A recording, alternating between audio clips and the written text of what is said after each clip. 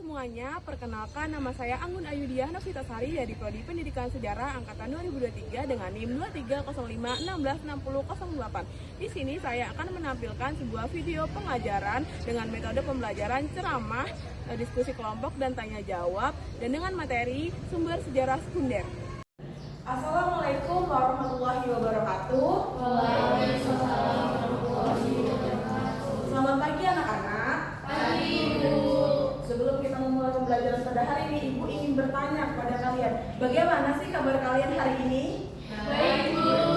Alhamdulillah baik ya. Oke, Ibu juga ingin bertanya nih, kok kayaknya kelas sepi banget ya hari ini? Apakah ada yang tidak hadir hari ini? Banyak, Bu. Kalau belum tahu karena apa ya? Ada yang sakit, Bu. Ada yang sakit, terus? Ada yang nggak ada kabar juga, Bu. Oh, mungkin karena ini cuaca lagi nggak bagus ya, jadi banyak yang sakit gitu. Oke, baik, bagi yang nggak ada keterangan mungkin ada urusan di luar. Semoga urusannya dipermudah dan bisa bersama-sama mengikuti pelajaran bersama kita. Semoga yang sakit juga cepat diberi kesembuhan. Jadi hari ini kita akan belajar tentang sumber sejarah sekunder.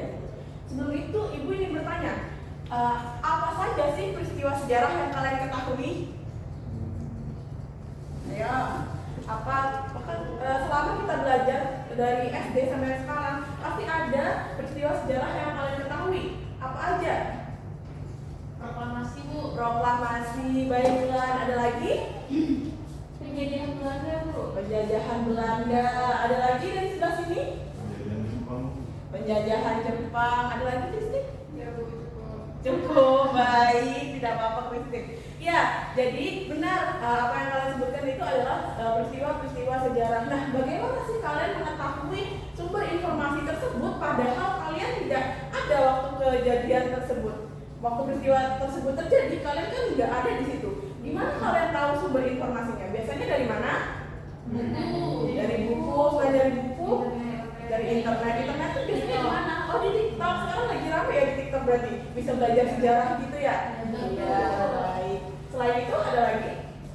YouTube, Bu. Dari YouTube. Baik, terima kasih. Nah, kita akan belajar tentang sumber sejarah sekunder. Hari ini kita belajar yang akan kita pelajari hari ini adalah yang pertama tentang pengertian sumber sejarah sekunder, yang kedua tentang ciri-ciri sumber sejarah sekunder, dan yang ketiga tentang contoh sumber sejarah sekunder. Ibu harap setelah belajar sumber sejarah sekunder, kalian yang pertama dapat menjelaskan pengertian sumber sejarah sekunder. Kemudian yang kedua, kalian dapat menyebutkan sumber sejarah sekunder. Dan yang ketiga, kalian dapat menyebutkan contoh-contoh sumber sejarah sekunder. Nah, yang kedua tadi, kalian mungkin yang ketiga, kalian akan bisa menyebutkan ciri-ciri sumber sejarah sekunder. Baik, dan hari ini kita akan belajar dengan metode pembelajaran ceramah dan diskusi kelompok kecil gitu. Dan kalian di awal kalian akan mendengarkan pemaparan materi dari Ibu. Jadi Ibu akan memaparkan materi, kemudian memaparkan materi terkait sumber sejarah sekunder, pengertian, ciri-ciri, kemudian contohnya, dan di akhir PPT kita akan menonton video dan kita akan mendiskusikan sebuah contoh sumber sejarah sekunder.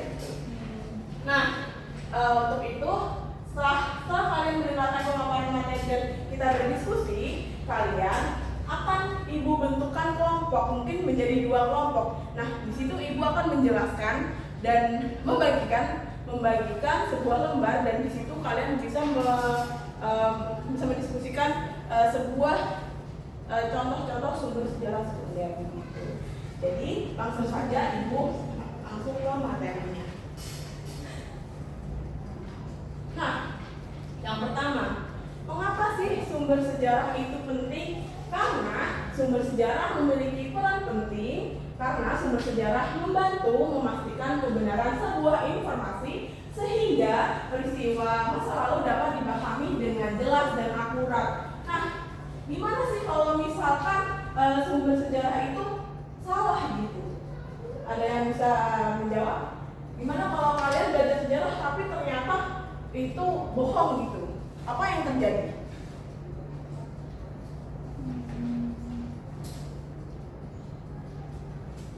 Ayo ulang.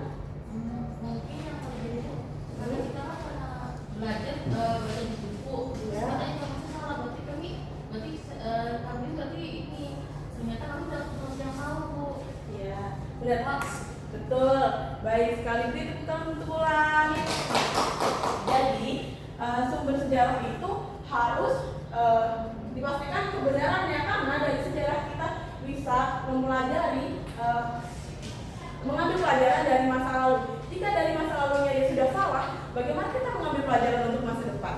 Jadi memang sumber sejarah itu harus dipastikan kebenarannya. Oleh karena itu, kenapa sumber sejarah itu sangat penting?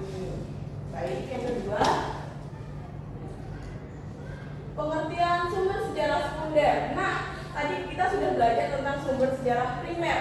Sekarang kita akan belajar terkait sumber sejarah sekunder. Nah, pengertiannya, sumber sejarah sekunder adalah segala bentuk informasi atau data sejarah yang disusun, diolah, atau dihasilkan oleh seseorang yang tidak mengalami langsung peristiwa yang dikaji. Nah, biasanya sumber sekunder ini dibuat setelah peristiwa berlangsung dengan memanfaatkan berbagai sumber primer maupun sumber lain sebagai bahan analisis. Nah, sumber sekunder ini tidak hanya berbentuk tulisan, tapi dapat juga berbentuk lisan maupun video yang sudah melalui proses pengolahan. Begitu. Kemudian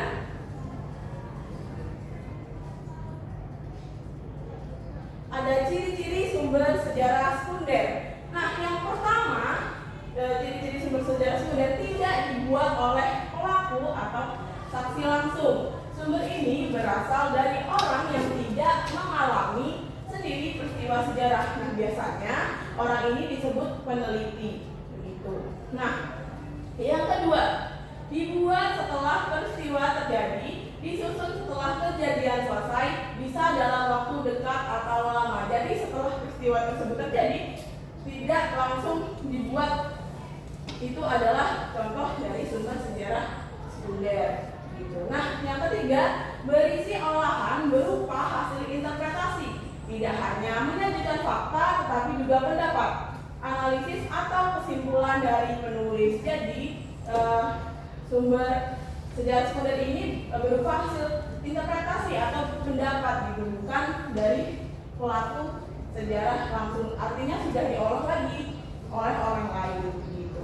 Nah, yang ketiga, menggunakan sumber lain sebagai rujukan. Biasanya mengambil data dari sumber primer. Jadi dari sumber primer tersebut diolah lagi oleh orang selanjutnya dan menjadi sebuah sumber sekunder. Begitu. Kemudian dapat berbentuk berbagai media, tidak hanya tulisan tapi dapat juga berbentuk lisan. Biasanya kalau berbentuk lisan ini, contohnya adalah ketika kalian mewawancara seseorang yang orang tuanya itu adalah pelaku sejarah, misalkan ketika transmigrasi. Nah, orang tuanya adalah pelaku transmigrasi, kemudian dia menceritakannya kepada anaknya, yang akan mewawancara anaknya. Nah, itu adalah contoh dari sumber sejarah sekunder. Jadi sudah melalui orang lain lagi, tidak dari pelaku sejarah transmigrasi tadi. Kemudian selanjutnya dapat berbagai bentuk media, tidak hanya tulisan. Sudah tadi. Mungkin selanjutnya mudah diakses atau disebarkan secara umum. Nah, biasanya ini berbentuk jurnal atau artikel yang memang mudah diakses. Itu adalah ciri-ciri sumber sejarah sekunder. Baik, selanjutnya.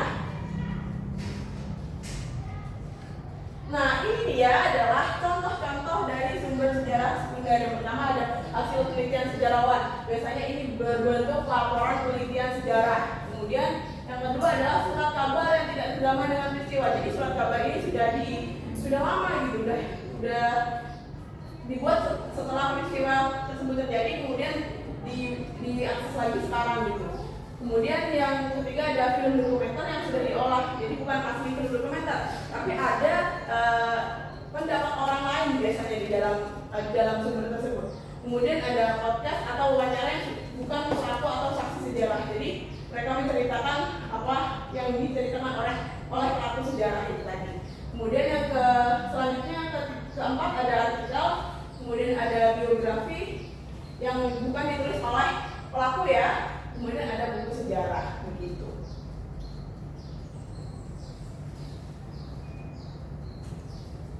Indonesia sebelum demokrasi.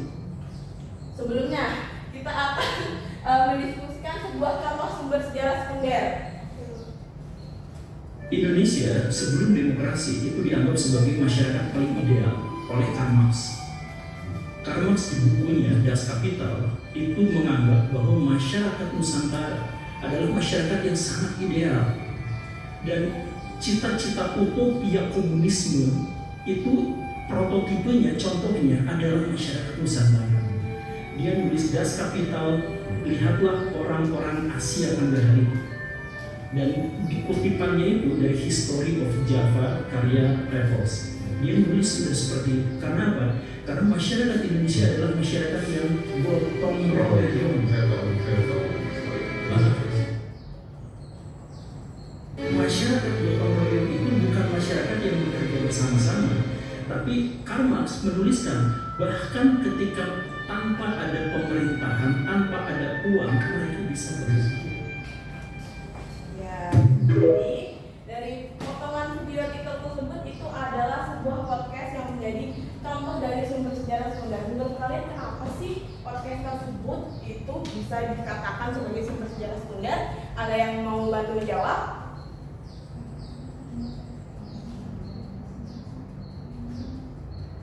Ada yang bisa membantu menjawab? Najwa, tolong diperhatikan dulu. Iya, benar. Apanya? Ibu. Jadi ada yang bisa membantu menjawab kenapa video tersebut, podcast tersebut itu termasuk ke dalam sumber sejarah sekunder? Ibu, saya mau Bu. Boleh Najwa, terima kasih ya. Oke, karena kenapa itu saya sendiri Bu? Karena Bapak yang dalam video itu dia itu menceritakan ulang gitu buku yang ditulis oleh Karl Marx. Jadi bukan dia menyebutkan peristiwa saat terjadi, tapi dia menjelaskan ulang, dan menurut saya Bu itu masuk dalam ciri-cirinya sumber sekunder. Itu alasannya Bu. Baik, beri tepuk tangan kepada Najwa. Benar sekali apa yang dikatakan Najwa. Jadi dalam podcast tersebut Bapak itu mengulas kembali atau memberikan pendapatnya tentang buku yang ditulis Karl Marx tentang teori Das Kapital atau kapitalisme, dan yang ditulis Karl Marx itu termasuk dalam sumber primer karena ditulis pada saat kapitalisme itu berlangsung. Jadi Bapak itu sedang mengulas kembali buku atau sumber primer yang ditulis oleh Karl Marx. Oleh karena itu kenapa podcast tadi itu disebut sebagai contoh sumber sejarah sekunder. Oke, baik. Jadi itu saja penjelasan dari Ibu. Apa ada yang ditanyakan? Ada? Cukup? Cukup. Jadi untuk langkah selanjutnya Ibu akan membagikan kalian menjadi 2 kelompok. Mungkin bisa berhitung 1 sampai 2. Jadi 1 sampai 2 kalian akan yang sama, nomornya sama akan bergabung menjadi 1 kelompok. Boleh dimulai dari Nurul? 1, 2, 1. Baik, sudah menemukan kelompoknya, ditengok temannya. Oke, boleh bergabung sekarang. Boleh. Ada saja di sini. Oh, ya boleh.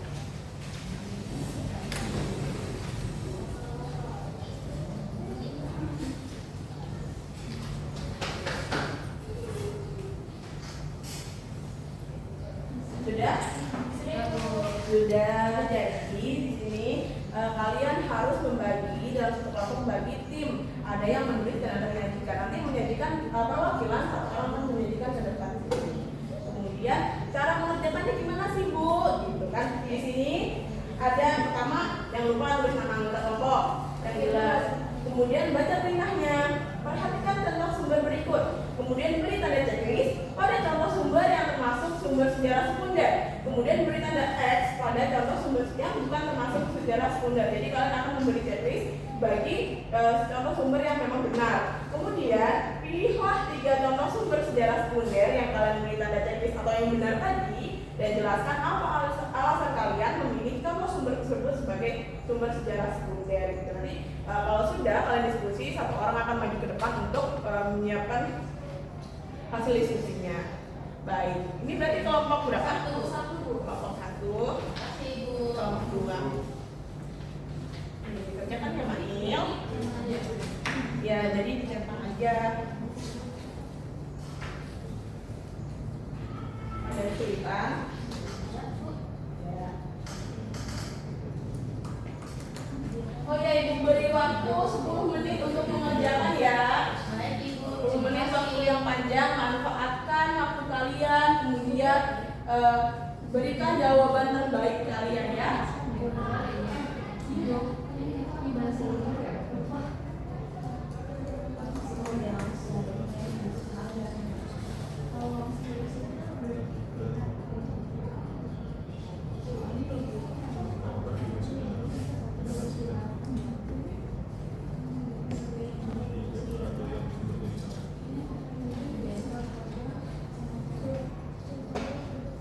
Apa ada kesulitan? Ada. Iya boleh. Ya.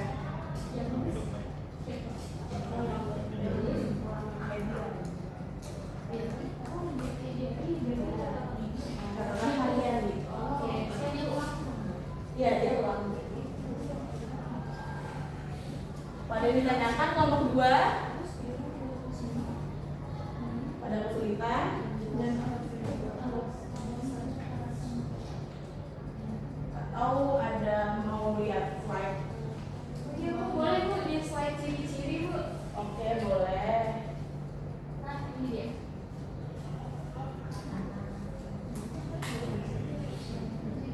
Alvina jangan perhatikan HP, dibantu temannya Alvina. Nanti kamu gak ngerti loh kalau temannya jawab apa. Kamu sebagai tim apa? Penyaji kah? Ibu penyaji. Dibantuin tapi ya temannya ya, supaya paham juga.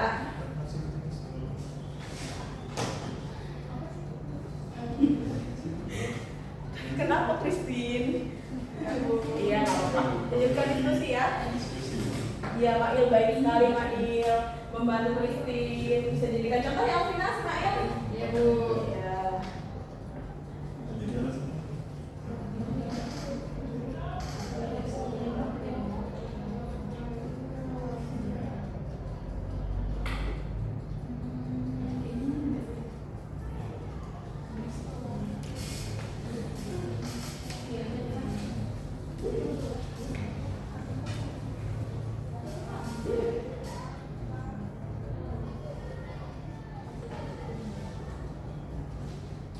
Pastikan jawaban kalian baik ya. Baik ya.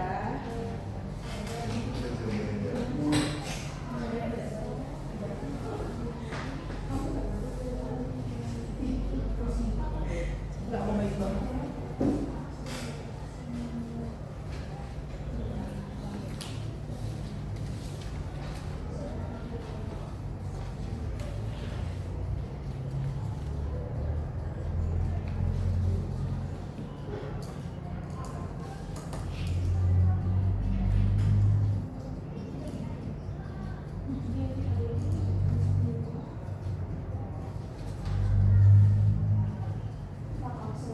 Apa perlu geser slide lagi? Boleh Ibu. Boleh? Ya.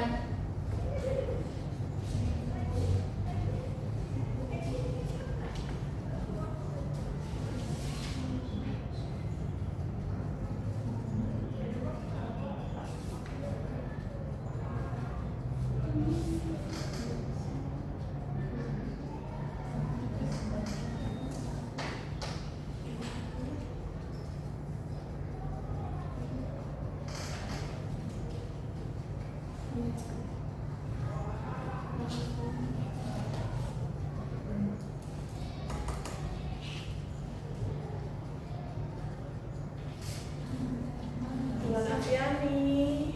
Jangan aku temennya nggak dibantuin. Sudah selesai, Bu. Oh iya, hebat banget. Diperiksa lagi ya jawabannya ya. Kemudian siapa yang akan menjadi tim penyaji? Ayo belum ditentukan. Oh, dulu. Tapi dari satu orang boleh? Boleh, Bu. 2 orang juga boleh. Makasih Bu. Iya. Sendiri juga nggak apa-apa, boleh. Kelompok 2 sudah juga? Oh sudah siap melakukan presentasi di depan? Sudah siap kan siapa yang bakal jadi penyaji? Sudah. Oke. Baik, udah kan? Udah siap? Sudah selesai Bu. Siap. Jadi siap tim mana dulu nih yang mau maju ke depan buat presentasi? Baik, kelompok 1. Ayo maju ke depan. Beri tepuk tangan untuk guru. Oke.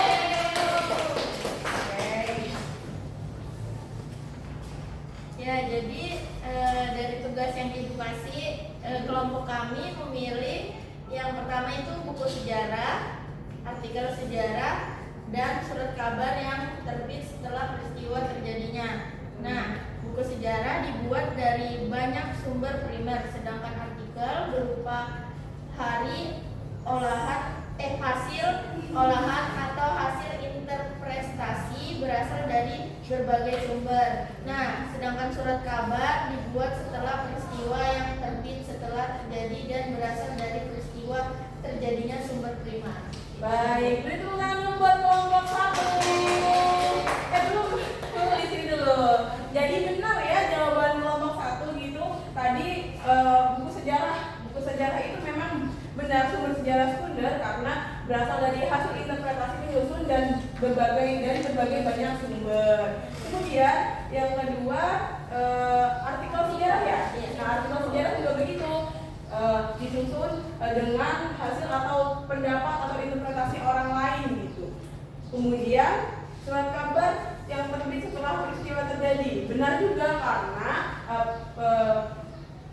surat kabar itu tidak diterbitkan sezaman gitu. Ya, baik, boleh duduk. Terima kasih Bu. Ya, beri tepuk tangan untuk kelompok 1. Sekarang waktunya kelompok 2. Loh, oh iya, nggak apa-apa. Iya, boleh maju. Kaget soalnya tadi kaliannya Alvina. Sekarang kok Mail? Nggak apa-apa tapi. Boleh. Beri tepuk tangan dulu buat Mail. Ya. Jadi saya dari kelompok 2 yang beranggotakan ada Christine, Alvina, dan saya sendiri Ismail. Jadi kelompok 2 mengambil sumbernya yaitu buku sejarah, artikel sejarah, dan hasil penelitian sejarah. Jadi dari ketiga contoh tersebut alasannya karena ketiga contoh tersebut berisi olahan berupa hasil interpretasi dan juga tidak hanya menyajikan fakta tetapi juga pendapat.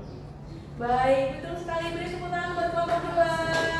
Jawabannya tadi ya, benar sekali. Tadi buku sejarah, kemudian kedua artikel sejarah, dan yang ketiga adalah sertifikat sejarah. Itu adalah hasil interpretasi dari orang lain dan bukan dari sumber primer dan bisa disebut sebagai sumber sejarah sekunder. Baik, beri tepuk tangan lagi. Nah, jadi kita tadi sudah mendengarkan presentasi dari kedua kelompok. Sekarang sebelumnya Ibu berterima kasih atas kehadiran kalian di sini, atas partisipasi kalian di sini untuk mengikuti pembelajaran hari ini. Najwa, tolong HP-nya disimpan dulu Najwa. Iya, nanti boleh digunakan lagi setelah kelas gitu ya. Sekarang disimpan dulu, dengarkan Ibu dan duduk yang rapi ya. Kemudian sekarang karena kita udah masuk ke pelajaran penutup atau di akhir pembelajaran, bisakah satu orang membuat kesimpulan dari pembelajaran hari ini? Adakah yang mau? Ayo, siapa yang mau? Nurul mau nggak? Atau Najwa mungkin? Oke, saya dulu sedikit nggak apa-apa ya Bu? Nggak apa-apa, boleh. Oke Bu, jadi pembelajaran yang bisa saya simpulkan hari ini adalah bahwa ternyata selain sumber primer ada juga gitu sumber sekunder, yang mana kedua sumber ini sama-sama penting gitu untuk menyusun suatu atau merekonstruksi suatu peristiwa sejarah gitu. Jadi dua-duanya saling penting dan saling dibutuhkan. Itu aja Bu, terima kasih. Baik, beri tepuk tangan buat Najwa. Sangat baik gitu, dan semoga teman-teman juga menangkap pembelajaran hari ini seperti Najwa gitu ya. Baik, sebelum kita mengakhiri pembelajaran, Ibu memiliki kuis untuk mengetes pengetahuan kalian setelah kita belajar terkait sumber sejarah sekunder. Oke, yang pertama, jelaskan pengertian sumber sejarah sekunder. Bu, saya Bu, Iya, boleh Mail. yang saya tahu dulu sumber sejarah sekunder adalah segala bentuk informasi atas data sejarah yang disusun Bu. Kemudian dibuatnya juga setelah peristiwa itu berlangsung? Iya, benar nggak ya jawaban Nail? Menurut teman-teman benar nggak? Benar, iya. Yang dijawab Nail tadi sangat betul sekali. Beri tepuk tangan buat Nail.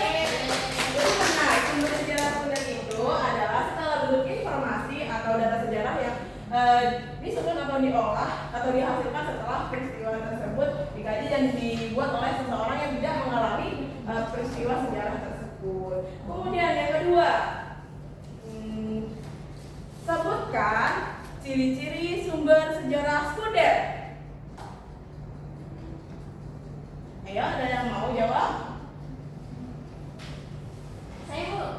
Nazla, ya baik. Oke Bu, dari yang saya tangkap hari ini ciri-ciri sumber sejarah sekunder yang pertama dibuat dari berbagai sumber Bu. Jadi dibuat dari berbagai sumber primer khususnya. Kemudian yang kedua dibuat setelah peristiwa itu terjadi. Dan yang ketiga dan yang pasti adalah itu merupakan hasil interpretasi dari orang lain gitu. Iya. Itu Bu. Baik, jawaban dari Nazla benar sekali. Beri tepuk tangan.